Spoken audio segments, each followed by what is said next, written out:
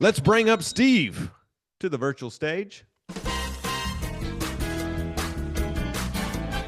There he is. Hey, hey, Andrew. Wait, where'd you go? Good to see you. Welcome, Steve.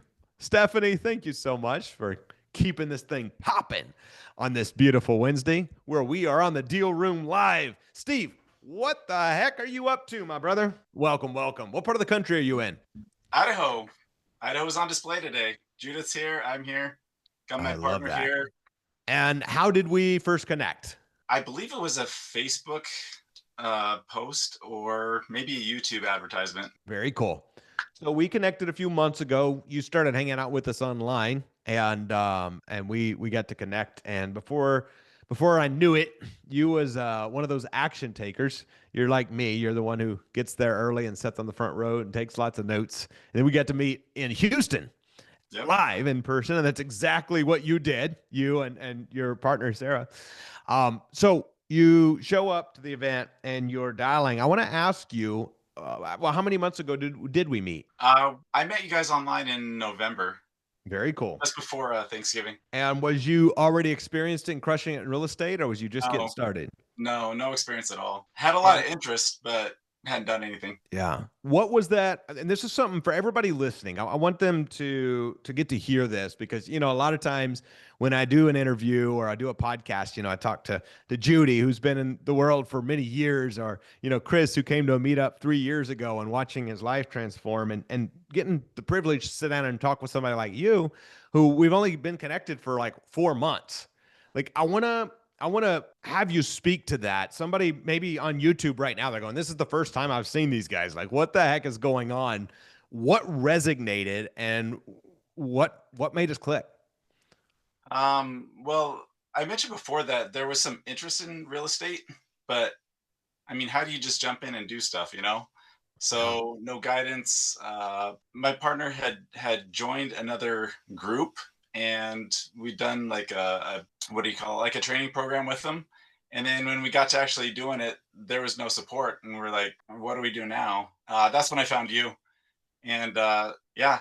I mean, from the very first time I watched you, we started. I like to say it this way. Actually, I heard this coming from you. You know, I can't remember how you said it in Houston, but basically, you got us hooked. Uh, you gave us ways to find free leads, and then I started calling them, and I started talking to him, and I was like, he did it. He got me some confidence that I would never have just gone up and done on my own. So you got us taking action right away, and that was different. Thank you for that. And yes, it's your gateway drug. Gateway drug, there it is. Yeah, thank you. So you start finding FISBOs. You do it as, and actually we're going to be doing that again here today because somebody's requested it, and I'm going to be spending after we get done chatting here in a moment. I'm going to be helping everyone get some FISBOs and get some leads today. But in doing that, something you did is like I said, you was an action taker. Immediately, you was out getting leads. And so, what was that journey like? In November, we meet. You're going, hey, we're part of this other program, but I'm feeling not supported in that other program. You come in, you start getting, you take the gateway drug, you start taking action, you start getting lead flow in. Then what happens next? The next step was actually to talk to your brother. Oh, wow. Talk to Aaron about where do we go from here? How do I get more hand holding? Because I mean, I can clearly do some of the beginning actions, but then what happens next? And I love the way that you say it, which is, worry about what happens next when you're there. Start with the action, and then one step at a time. So talking with him, it was clear what the next action was. It was to get more hand holding, get someone in my corner, get someone to back me up when the next step shows up. And so we jumped in. We're doing coaching, and yeah, getting a lot of support in the community and a lot of energy. It's a lot of fun. Honestly, that's one of the things I'm getting from this is there's ways to do real estate where it sucks, and then there's ways to do it where it's fun. And I like the fun way that Andrew does it better. Yeah, and thank you for that. And I say sometimes, like, if I had to sit here in this office alone and call sellers, I would hate my life. But if I get to sit here in my office and see all your beautiful smiling faces and your incredible hair. I love your hair, Steve. Oh, And thank I you. get to sit here and have conversations. Like it brings me joy. It brings me energy. I'm sure you guys can tell. And so in doing that, and I think that's something missing in a lot of businesses is like, how do we make it fun? I always talk about not just the possibility of success, but the probability of success. And for me, I know my probability of success goes up if I can enjoy waking up every day and I can't stop myself from doing the things that I need to do because I want to do them. What has happened for you? Because you've just had some recent changes. I want to hear, because everyone on here, they're listening. Some people work jobs, some people are full time investors already, some are in between. And you go, Steve, in your case, from your 9 to 5, and from my understanding, you've just had a major change in that you was telling me about when we were in Houston together. So bring everybody up to speed there. Yeah, so a little bit on my story. I'm a chiropractor. I've been a chiropractor for 15 years. I love it. I've had a really good time taking care of people. It's my passion to serve and to help people live a better life. I mean, that's really what I'm about. Did that for 8 years. We lived in Reno and decided we needed to come to Idaho for our kids. Wanted a better environment for them to grow up in, and so I opened up my own shop. Built it from nothing to really a great experience. I have 4 kids, and oldest she's in cosmetology school, so that's a trip. Our That's awesome. 17-year-old is going to graduate next year, next school year. We have a 13-year-old and then a 10-year-old, all girls. Last one's a boy. So, I mean, really, they're my world, and they're the reason why I do what I do. Um, Recently, had some transition in work. There were circumstances beyond my control. I was kind of tired of running my own office for 6 years. I love being in the office, but I hated working on the business. I hated it. Hmm. And so I just made the decision that I was going to transition out of that. Wanted to, just do the chiropractic thing, not wanting to own my own business anymore. So I jumped in with a friend. Should have spent more time talking about it before I jumped in with him. Because after 2 months, I was like, this isn't it either. Like, this is a bad gig. Just oil and water, we don't mix. And so it's been a transition period for about a year and a half. Ultimately, I didn't want to be chained to any office. I wanted to travel. That's one of my passions as well. Serving people and travel, and how do I get both of those done? Yeah. So in this transition period, it comes to circumstances outside of my control where I'm not going to be employed anymore as a chiropractor W-2 anymore. So if I want to do it, I got to go build it again, or I can pivot to something else. And that's kind of when I found you guys, and I talked to Aaron, and it became clear, hey, here's what we need to do. So that's when I jumped in. Heck yeah. I'm excited for you, Steve. And how many kids do you have? So 4, yeah, 3 girls, last one's a boy. So you have 4 kids, incredible wife who I haven't yet got to meet. Not Um, yet. but you, your wife, your 4 kids, and now transitioning out of chiropractor. And I want to ask you, because somebody listening to this who's been around for a little while, finding inspiration, or somebody who's brand new listening to this, going, "Oh my gosh, like how do I just start?" And you're sharing this, being 4 months in. Like, how do you feel, man? Are you scared? Are you excited? Are you somewhere in between? Does it depend Yeah, on the day? yeah, absolutely. It depends on the day. I was telling someone yesterday, I'm freaked out and equally excited. Yeah. Uh, the way I was thinking about it this morning is, it's kind of like you're walking through the fog and you don't really know what's ahead. You know that there's light outside the fog. The fog doesn't last forever. It's not permanent. Yeah. And all you can do is really just kind of imagine what the light looks like at first, until eventually you'll get to the point where you can kind of see the light, and then you'll emerge into the light. Hmm.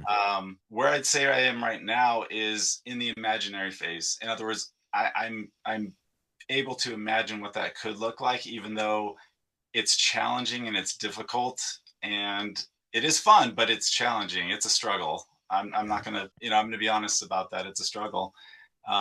So I'm living as if I'm already there, so I can be grateful for every day, even though right now, I guess let me put it this way: I'm living currently in the stage where I want to say I'm able to look back on. Right? It's hard to Hmm. be in that moment and say that's where I'm at. You just want to be on the other side, right?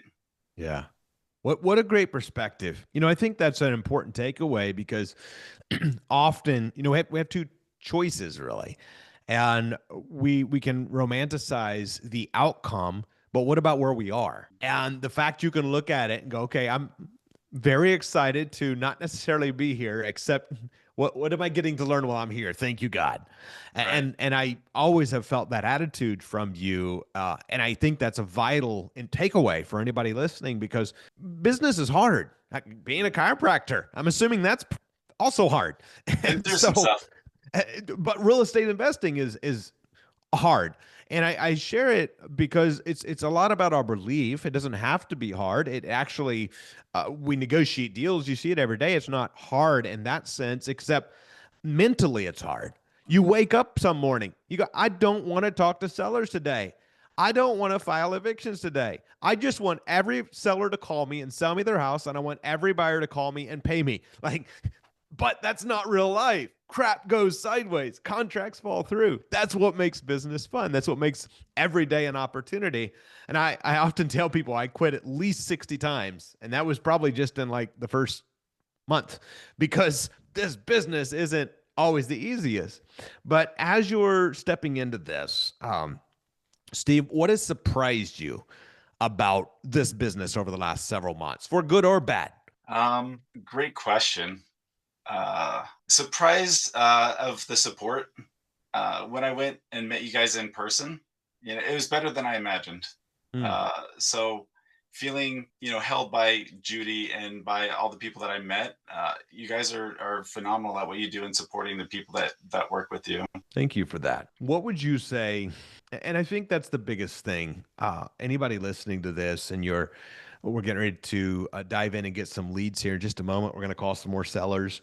But anybody listening to this, and you're seeing Steve, and you realize that things often in our mind, the scary suddenly leaves whenever it becomes the known. Right. And whenever, whether it's the first contract, right? It's oh my gosh, that wasn't so bad. Or whether it is the first Bofslow deal, or whether it's the first partnership, or whatever the thing is, and suddenly you go, well, gosh, that was easier than I was making it out to be.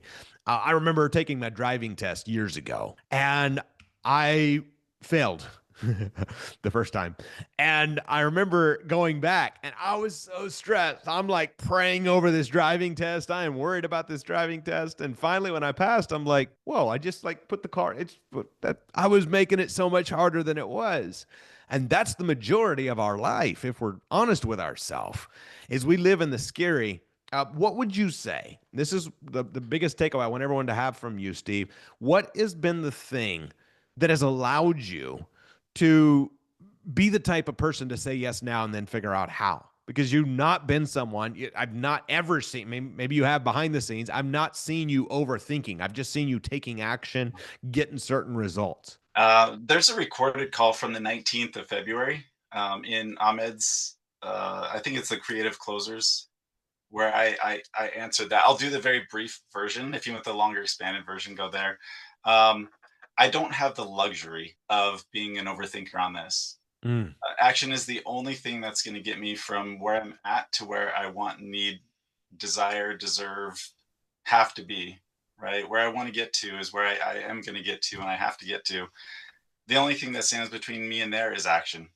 Mm. And so what I've done is I've shortened the time between the opportunity or the environment to taking the action. Instead of overthinking it, that's the gap, right? So I've Yeah. basically made it to where they're one and the same. Something shows up and I just take action immediately. Take action now is something I wrote down no less than 12 times in Houston, because I heard you say it so many times, and I've just kind of created that as part of me, Yeah. rather than my old self, which was an overthinker. Mm. I've adopted the mantra of, take action now, figure it out as you go. Yeah. It's ready, That's, fire, aim. that's powerful. And I think that is it. What you just said, I don't have the luxury to overthink.